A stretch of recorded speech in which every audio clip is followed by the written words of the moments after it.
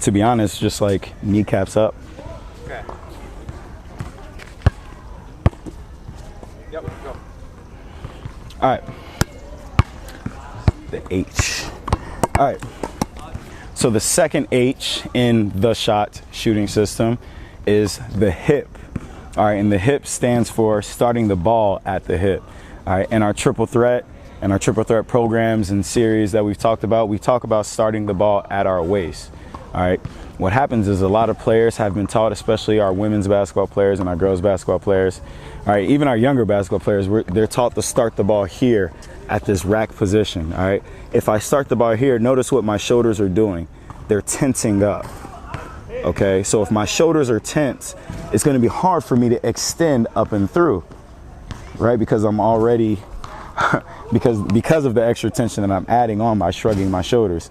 All right, what I use to explain this concept to a lot of my players is if I were to shrug my shoulders and try to raise my arm, it's very uncomfortable, right? That's what we're doing when we start the ball up here.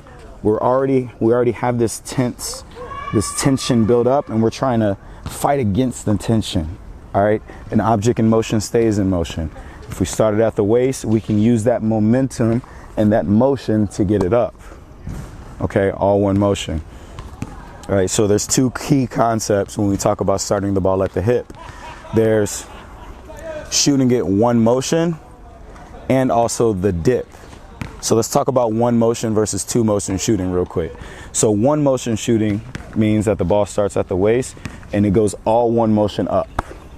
All right, there's no break in the action. I go from here, waist, eye, sky. I always tell my players it starts at the hip, it goes hip, eye, sky. All one motion, there's no hitch, hip, eye, sky. All right, that's one motion. A two motion shot is when I bring it up and then shoot it. All right, when I do that, I add extra time, extra tension. All right, it's just not an efficient and quick shot. So that's the first concept about starting the ball at the hip, is getting that one motion. The second concept, I forgot what I said. It was, the dip. So the second concept is the dip.